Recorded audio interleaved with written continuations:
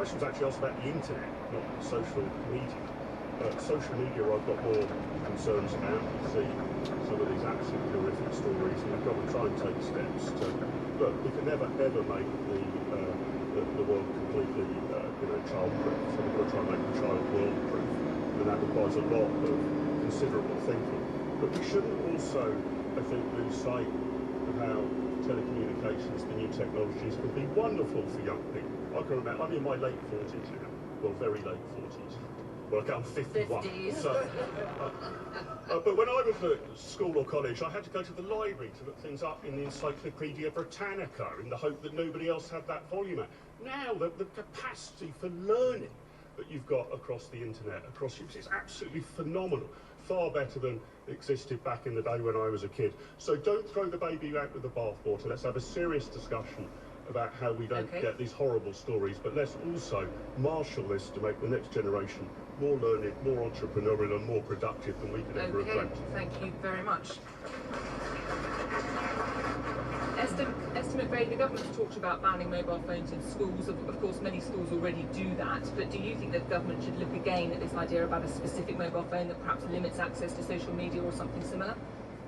I do think there is more that schools can do because, you know, with the internet, we're talking about the internet, yes, there's so much good stuff on it, but goodness, there's so much bad stuff on it.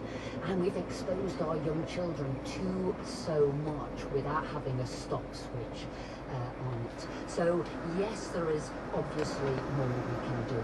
Yes, I agree with Mark, it is for parents to do and schools to do as well. We've got to teach them where that switch off button is and actually how they can be children and explore the world in different ways, because the pressure on young kids, social media and otherwise, what it's doing to them, how it's playing with their mind is not right, and we do have to tackle that, hence we brought in the online harms bill. Thank you. I'm sorry to hurry you all on this, but we really are in our last few seconds. Alison, I agree with the broad consensus question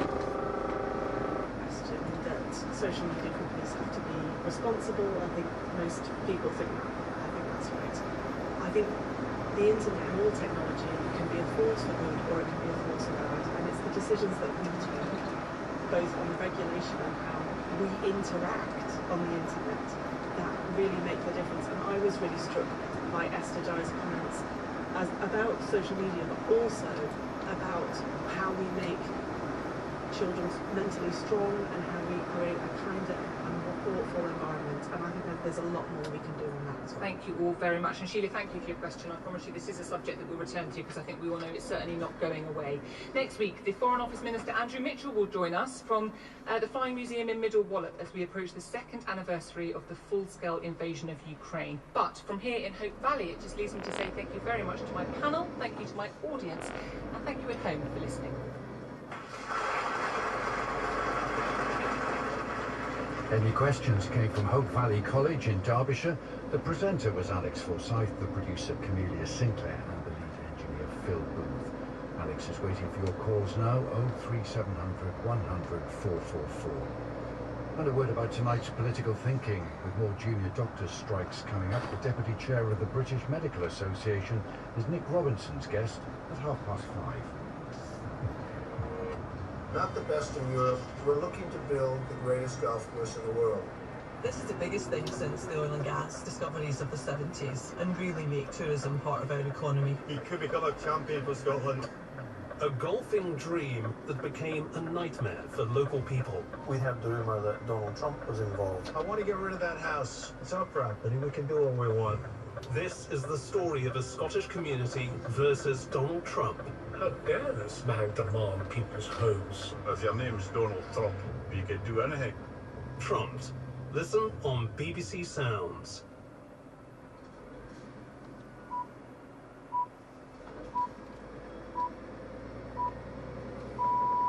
BBC News at 2 o'clock. A spokeswoman for the Russian opposition leader Alexei Navalny says his mother has been unable to collect his body from the morgue where they were told his remains were being kept. Mr. Navalny's mother and his lawyer visited the morgue in a town north of the Arctic Circle, but say it was closed. The family has been given confirmation of the death, and Russians have been demonstrating in his memory. At least 231 people have been detained in 21 cities across Russia. President Zelensky has blamed the fall of the eastern Ukrainian town of Avdiivka on a lack of long-range weapons. He told the Munich Security Conference that Ukrainian forces had been outgunned 10-1. But he insisted Russia had achieved nothing apart from destroying Ukrainian villages and losing thousands of its own men. The NATO Secretary General Jens Stoltenberg told the conference the lack of decisions in the US Congress was delaying the flow of American weapons and ammunition. That has a direct impact on the front line in Ukraine. So of course, this is not only about making the right decision, but it's about making the right decision early, as quickly as possible, because it's urgent. Every week we wait means that there will be more people killed on the front line in Ukraine. Delegates at the Scottish Labour conference in Glasgow have backed calls for an immediate ceasefire in Gaza, but the move puts them at odds with the party at Westminster. This afternoon, the Labour leader Sir Keir Starmer said the fighting had to end, but he stopped short of calling for an immediate ceasefire. Hundreds of people are marching through Newport and Port Talbot in South Wales to protest about the possible loss of thousands of steel workers' jobs. Last month, Tata Steel said 2,800 jobs across the UK were at risk as it was closing both blast furnaces at its site in Port Talbot. Japan's defence ministry says it will allow recruits to have longer hair from April to try to attract more young people to the military. Under the current regulations, male recruits are required to have a buzz cut and females must have short hair. BBC News. There's another glimpse inside the secret world of Banksy in 45 minutes. Today there are allegations